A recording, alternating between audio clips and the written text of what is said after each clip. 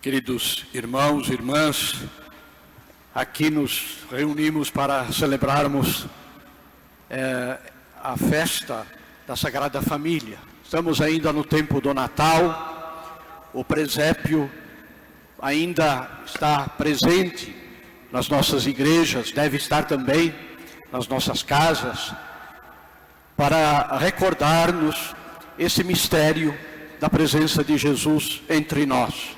Ele que veio ao nosso encontro, ao encontro da nossa fragilidade humana, veio também ele como uma criança frágil, que precisa de cuidados, que precisa de atenção.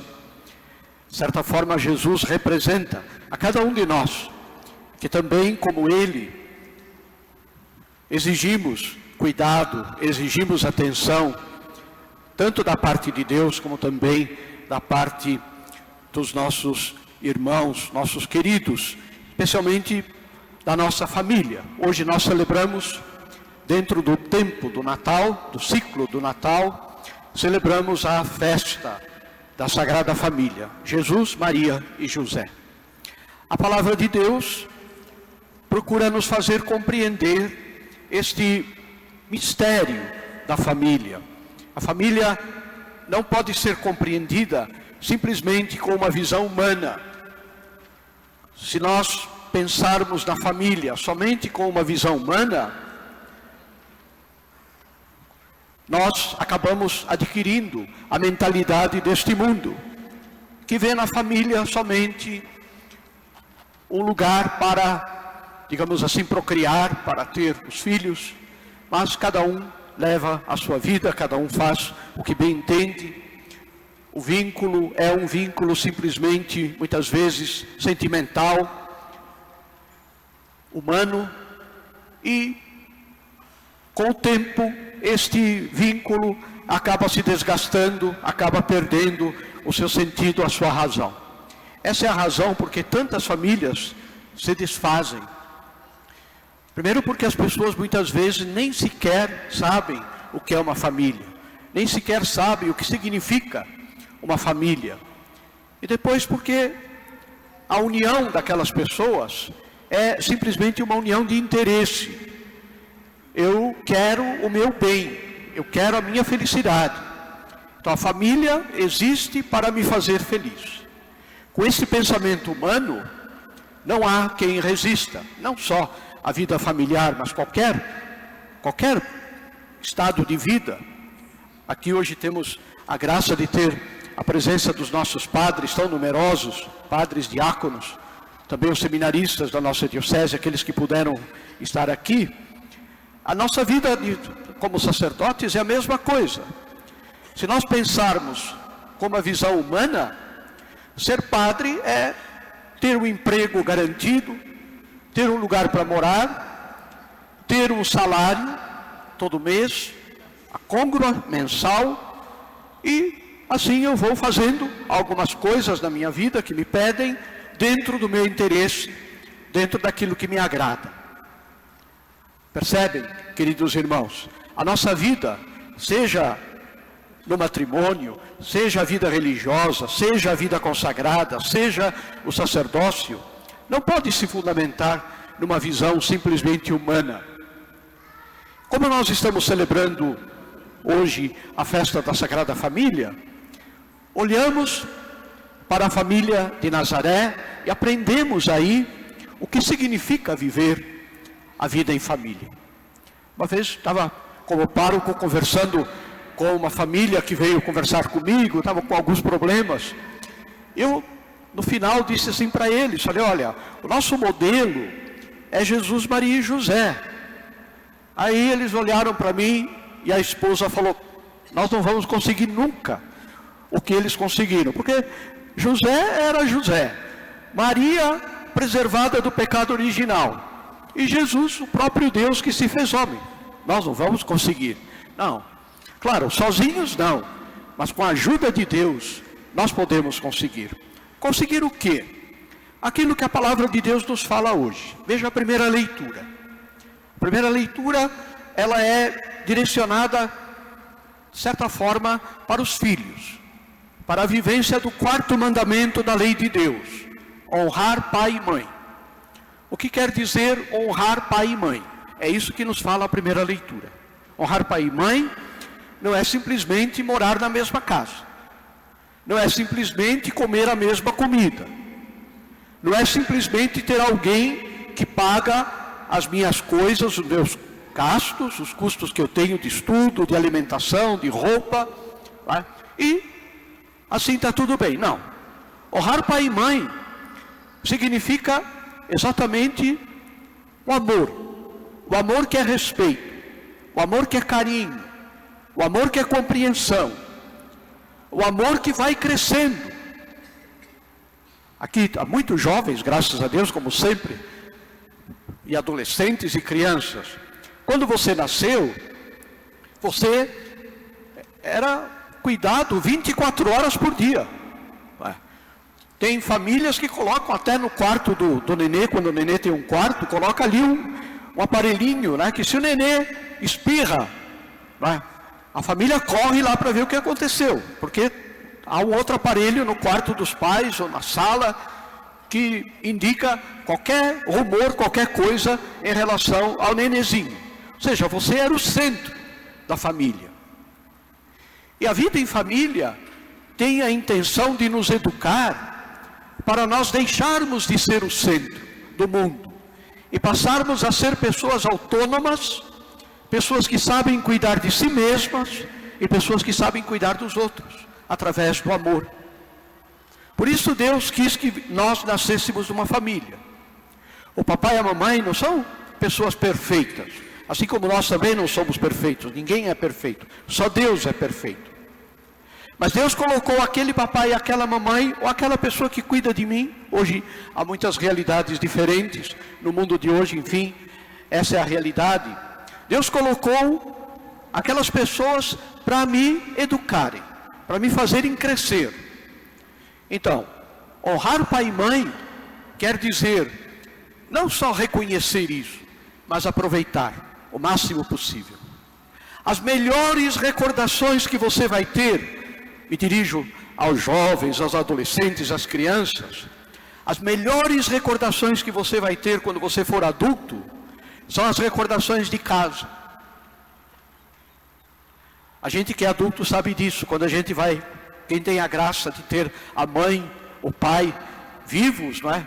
Quando a gente chega em casa, nós que somos padres principalmente, isso acontece muito, porque a gente não pode ir toda hora lá. Quando vai, tudo é diferente, até o cheiro da casa é diferente, o cheiro da roupa de cama é diferente, o gosto da comida é diferente.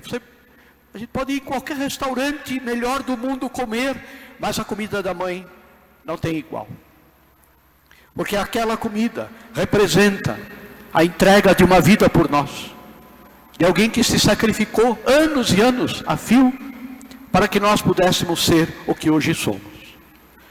Honrar pai e mãe é reconhecer o bem que eles podem nos dar, já nos deram a vida, nos deram a fé e continuarão a nos educar, mesmo quando nós formos adultos, quando formos pessoas já com vida própria. Uma mãe não tem vergonha nenhuma de telefonar para o filho e perguntar se está frio, se o filho está com blusa ou não está com blusa, se comeu bem, não comeu bem, se está muito frio aí ou não está frio. As mães, os pais fazem isso, porque amam. Honrar pai e mãe, reconhecer e acolher este amor, e devolver este amor com carinho, com reconhecimento, com esforço, com dedicação. E depois cuidar deles, sempre que eles precisarem de nós de alguma forma. Nós temos que ser criativos, achar as maneiras, as formas de cuidar do pai e da mãe, quando eles precisarem de nós. Depois, outra coisa importante que a palavra de Deus fala, aí é para todos, não é só para os filhos, mas é para toda a família, está expressa na segunda leitura, na carta aos Colossenses. O fato de que é preciso cultivar na vida familiar algumas virtudes. Virtudes não são coisas que molham a gente que nem a chuva, que cai do céu e a gente fica molhado e pronto. Virtudes são aquelas atitudes que eu vou adquirindo com esforço, com luta. A compreensão, o entendimento das situações, a paciência, o respeito. Estas coisas a gente não nasce com elas, elas devem ser cultivadas. Isso significa que às vezes pode acontecer que a gente erra, não é tão compreensivo, não é tão caridoso. Então, a virtude é algo que se luta para ter. Com a graça de Deus, que é o mais importante, nós temos que buscar estas virtudes. Então, buscar as virtudes da convivência familiar. O marido com a esposa com o marido, os pais com os filhos com os pais. Esta leitura na carta aos Colossenses, muitas vezes ela se transforma numa leitura vivida, porque quando São Paulo diz assim, maridos, não, começa com as mulheres, mulheres, deem atenção aos seus maridos. As mulheres costumam cutucar o marido que está do lado. Está vendo o que São Paulo está dizendo para você? Você tem que me compreender. Você tem que... olha que às vezes você não me entende. Só que depois São Paulo continua e diz assim, mulheres... ao contrário, maridos, respeitem as mulheres, não sei o quê. Mulheres, respeitem também o seu marido, compreendam o marido. Aí é a hora que os maridos cutucam as mulheres. Depois diz... filhos, deem atenção e respeito aos pais. Aí os filhos abaixam a cabeça, porque sabem que precisam fazer isso a cada dia. E depois diz, pais, não desanimem os seus filhos, exigindo demais deles, da conta, daquilo que é necessário. Não exagerem nas coisas, não criem guerras estelares com os filhos por causa de coisas pequenas. Saibam distinguir o que é importante e o que não é. Mas o que São Paulo quer dizer, queridos irmãos, é que todos nós precisamos adquirir estas virtudes da compreensão, do carinho, do respeito uns pelos outros. Não é só alguém que deve fazer esse serviço. Não é só a mulher que tem que aprender a calar. O homem também precisa aprender, às vezes, a não falar demais, o que não deve, o que não precisa. Não são somente os filhos que devem obedecer aos pais, mas às vezes os pais também têm que ter compreensão com os seus filhos e vice-versa. São virtudes que nós temos que nos esforçar dentro de casa, a adquirir essas virtudes. E sabe qual é a melhor maneira de ganhar virtude? É descobrir quais são os nossos defeitos. O que é que eu tenho de defeito? Sou muito irritado, sou agressivo, sou descontrolado às vezes no dinheiro, nas coisas, sou exigente demais, sem muitas vezes ser justo, dou preferência às vezes a uma situação do que outra. Então, olhando os nossos defeitos, nós aprendemos quais são as virtudes que nós precisamos ganhar dentro de casa. Esse é o melhor caminho para colocar em prática esta segunda leitura. Finalmente, o Evangelho. O Evangelho mostra a cena, Jesus que se sai do meio da sua família, vai ao templo de Jerusalém, fica lá alguns dias, os pais preocupados procurando a ele e o encontram no templo, ensinando os doutores da lei. Eu penso que esta cena do Evangelho tem uma frase chave para a compreensão. A frase é aquilo que Jesus diz: vocês não sabem que eu devo fazer a vontade do Pai que está nos céus? Queridos pais, os seus filhos são chamados a fazerem a vontade de Deus, não a sua vontade. Os filhos são chamados a serem autônomos. Um bom pai e uma boa mãe não são aqueles que mantêm os filhos sob a sua dependência a vida inteira, mas são aqueles que são capazes de lançar os filhos ao mundo preparando-os com amor, com carinho, com generosidade, e que depois estarão sempre com eles, em qualquer situação. Mesmo quando o filho, quando a filha erram, segundo a nossa visão, às vezes objetivamente pode de fato ser um erro. Mesmo quando um filho, uma filha tomam caminhos que não são aqueles que nós esperávamos ou sonhávamos, não importa. Nós sempre temos que ajudá-los com a nossa oração, com o nosso carinho, com o nosso apoio. Ultimamente, uma das coisas que acontece no nosso seminário menor é que a gente percebe que tem adolescentes com vocação para o sacerdócio e o pai e a mãe não querem. Dizem que não, tem que me ajudar, eu preciso dele no campo, eu preciso dele aqui, ali. Como se os pais fossem donos dos filhos. Como se muitas vezes a decisão sobre a vocação não fosse algo importante, é algo definitivo na vida, é a realização daquilo que Deus pede, não do que um pai e uma mãe sonham. Não adianta o pai, a mãe sonhar que o filho ou a filha vai ser um super-homem ou a super-mulher, se o filho quer ser mecânico, que é uma profissão belíssima, e vai ajudar muita gente, vai fazer muito bem no mundo. Esta capacidade de fazer a vontade de Deus. Os jovens buscando o que Deus quer na sua vida. E os pais ajudando os seus filhos a encontrarem de verdade o que Deus quer. Finalmente, queridos irmãos, esta Santa Missa tão bonita, bonita porque vocês estão aqui, porque há representações das diversas paróquias da diocese, das diversas realidades da nossa diocese, tão viva, tão bonita.